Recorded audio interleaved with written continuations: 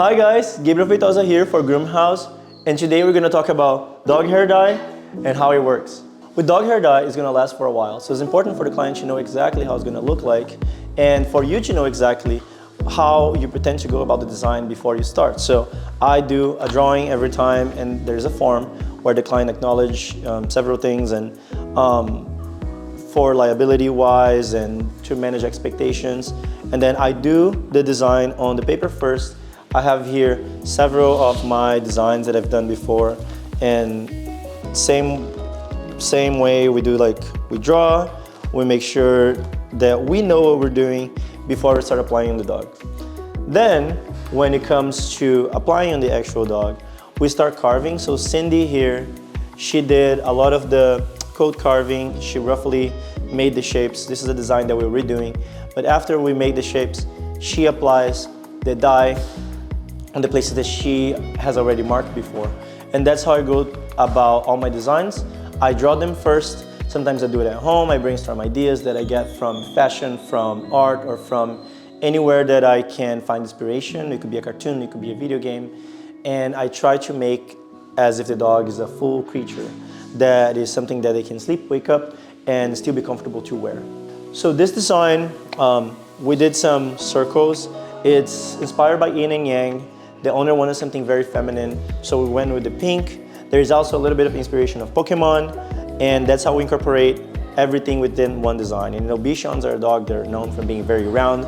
So we're using this round aspects of it, and perhaps not being so literal, and adding circles throughout the body, and with a very cute Asian fusion face, respecting the natural breed, which it's kind of like round and fluffy. This is pet hair dye. It's non-toxic, vegan. I've done this on TikTok and Instagram before, and I will do it again to prove it that it's completely safe for the dogs. Look. Doesn't taste great, but it's non-toxic, it's vegan, and the dogs are completely fine. I would not recommend the owner, if you're trying to do this at home, to let your dog sit and lick the dye while it's wet, or to get too close from the eyes if you're not a professional, because just like a shampoo, it's not made for that. It's not made for consumption, but it's completely fine for the skin. We've done hundreds, maybe thousands of dogs now with hair dye on the tail, ears, or completely makeovers, and we never had an issue so far. This girl over here, she's gonna be a little tiger, so every time I do a cheetah or a tiger in a dog, I like to do them slightly different from each other. So I like to leave a little mullet sometimes, or a little two beards sometimes, and with the color, I mark the difference of the two lengths. So although they're all tigers, they're all cheetahs, I want every client to feel like their dog is unique, and I want every design to be unique and special. The secret for my designs being successful is that although there's a tiger, a cheetah, or Lisa Frank design, I like to play with the styling and acknowledge the dog under the design. So usually when I do a giraffe, I don't try to make the dog look exactly like a giraffe. I try to make the dog wearing a giraffe coat, meaning the dog styled like a giraffe, but not necessarily exactly like one. And I feel like thinking about the comfort of the dog wearing the design, how they sleep, how they get up, and still look good, it's important just as much as the design itself. A lot of people think are concerned when they talk about how long the dogs have to sit for it, right? So right now it's been about 15 minutes that I've been applying the color on this dog, and I'm probably gonna be done with all the stripes in another 15 minutes, maybe with the brown, which is very easy, that is a rinse on top, another 10 minutes. So let's suppose it's adding another 45 minutes to this haircut, right? There are dogs that come to the salon for a regular haircut that have mats on. That would take me a lot longer to do than to trim the hair short and add some stripes. So it doesn't really add that much time to the process when we're talking about time of the dog on the table. This whole process took about 2 hours and 45 minutes. So after the bath and blow dry, I come back cleaning my lines with the scissor and carving. I wanted to make sure that all these shapes have their own dimension and power. So here, I'm kind of like splitting her body in half, separating the pink from the white. And she's pretty much almost there. So in this case that we have a print, and if the print is really busy, like a tiger print or Lisa Frank print, I like to leave some empty space for the eyes to rest. So sometimes it's busy, but it doesn't have to be crowded, right? I think it's all about balance. So if there's a lot going on, for example, this one has a white tail that goes with this big chipmunk cheeks that I left, and the chest, and then the busy tiger design.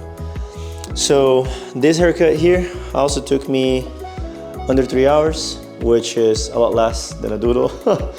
And that would take me, right, depending on the dog. And yeah, you know, it's a very cool way to make the dogs look different. The dogs don't mind because they don't recognize themselves via sight. This is my daughter, Edea. She is now a pink lion, and the body was a really happy accident that once I trimmed the blue off, it looked like a cloudy sky. So I thought, why don't we do her like a day in the park, you know, like cloudy skies and bubblegum ice cream. So she became this like whimsical lion. She needs a touch up right now. But I take her a lot to the park and to the beach, and she interacts a lot with other dogs. And to answer the questions of people that wonder, how would this type of work affect the dog's interaction with another dogs? So since the 1970s, there is a method that has become the gold standard to determine if a creature can either or not recognize their own image. So they place the animal in front of the mirror. You guys can look it up on the internet. So chimps, dolphins, and even elephants, they recognize their own image. And how they can find that out is that they put a red mark on their head or somewhere in their body to see if the animal would try to interact with that mark, right? That would maybe resemble blood or a wound. And most animals do not, including dogs. They fail that test. They can't recognize their own reflection. You might see a dog being surprised with the mirror for the first time or looking at the mirror for the first time.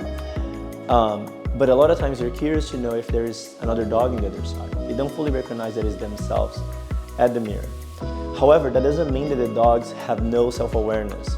There are studies published, including, you guys can find one in the New York Times, that we can leave the link here, that dogs don't recognize their own image, but they recognize their own scent. They use their nose first before they use their eyes. As you guys can see on the videos, they never had a problem socializing with other dogs in the park or on the beach and with the dogs at home, and neither of my clients have ever had that problem.